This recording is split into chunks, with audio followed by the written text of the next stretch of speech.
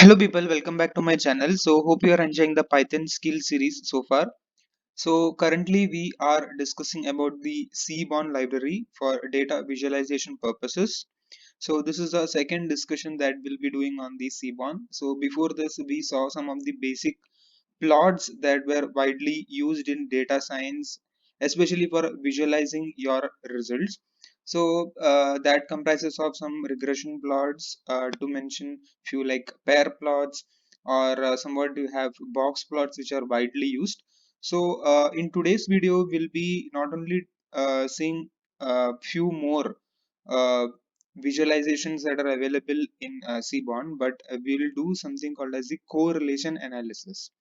So for the same purpose, we have the data set that is followed in the previous video, that is the cardio fitness dataset.csv. So I have my settings ready. So what we'll do is we'll do some basic correlation analysis, how the data is being put into correlation matrix and so on. So for that, first, in order to read the CSV, I need the data frame. So for that, I'm running these two libraries, and this is my data frame. So this is the same data frame that we have seen in the previous discussion. So for these two discussions, I'm keeping on the discussion for the same data set. So in the next video, we'll be taking some other data set. So now what we want to do is, based upon this data frame that we obtain from the CSV, now this all contains some numerical columns, some categorical columns, and there is an inbuilt method that is available, that is CORR, which stands for correlation. So this is the syntax how we invoke. So df dot corr, uh, to that method we are invoking, and whatever is the operation behind that, so it basically calculates the correlation values. So correlation values are in the range of -1 to +1, and so I am storing in a variable CORR. You can rename any way you want. So this is how the correlation matrix basically looks. So in the diagonal, you can see there are all ones. So one, that is nothing but the correlation of that variable to itself. So that does not convey any special meaning to your data. So that is basically a histogram of that particular variable. So that is we saw from the pair plots how two different variables, that is for bivariate analysis, we mainly use that, and there are some off diagonal elements in this distribution matrix. So that conveys some certain meaning. So in a better way to put all these correlation values, we have something called as a heat map. So Seaborn provides an inbuilt method of heat map, where it takes the correlation values that we get from here in this particular step, and then we have some parameter, that is annotations. So annotations are basically these particular values which you can see that will be uh, shown inside the cell, or this is how the correlation matrix, when it is converted to heat map, basically looks like. So let us understand this. So this is more like to put things in a more visual way, to provide in a more aesthetic manner. So you have all the values. So like age versus age, it is one. So on the diagonals you can see that it is all ones, and on the off diagonals you can see like the colors convey they are same. So it's moreover like a symmetric matrix. This is a lower triangular and upper triangular matrix, and so you can see that is there is a shade that is given. So 1.0, that means there is little correlation, or there is a high correlation, and zero point 0.8, as it goes down, the correlation just fades below. And then you have zero point 0.6, zero point 0.4, zero point 0.2, and then for very less correlations, like you have 0.015, 0.61, 0.037, which are below zero point 0.1. for that there is at least no correlation.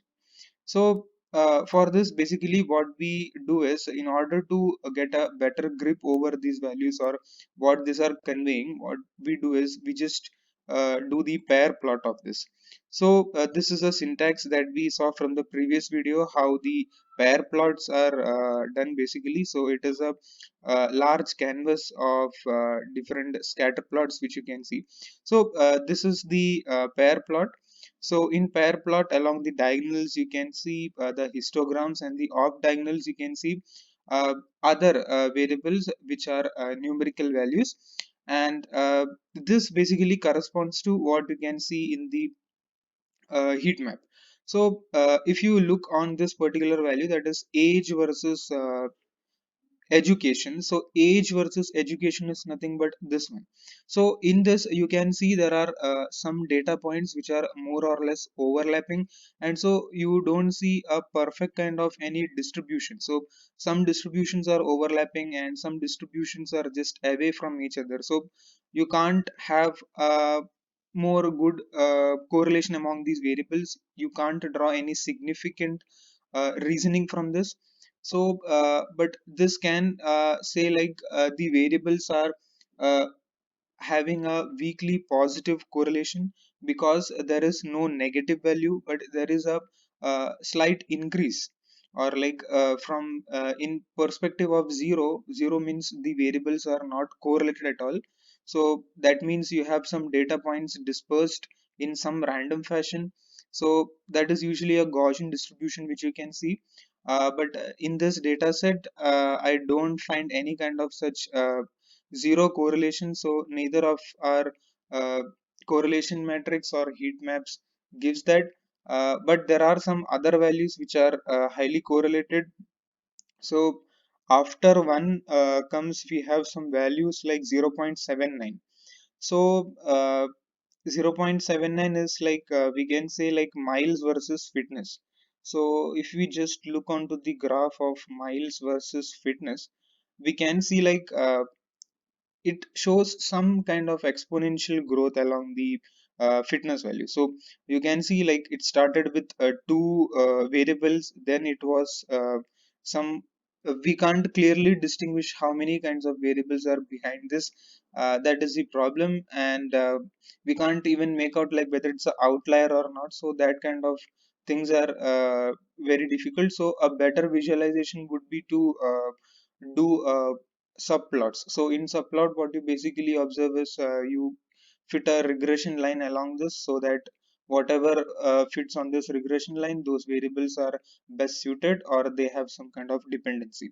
So as you just go on along the fifth value, you can see like these variables are getting more and more correlated.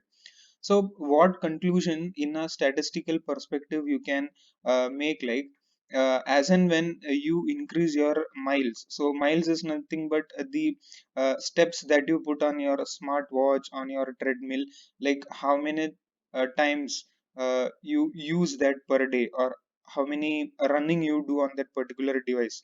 Whether now, let's say, consider if you have a smartwatch or Apple Watch or Fitbit or anything like that, you basically puts a milestone or goal like 8,000 or 10,000 like that. So in a per day, if you do any kind of rigorous activity or do any kind of cardio activity, running activity, based upon that, it will give you some bonus or says that you have completed your milestone or things like that. So that is like it has a like direct proportion. So number of miles as you increase, so that also improves your fitness. Now let us look on to one more variable, that is we have fitness versus miles, that is the same thing. Then we can say like miles and usage. So that is the second correlation value, which is less than 0.79.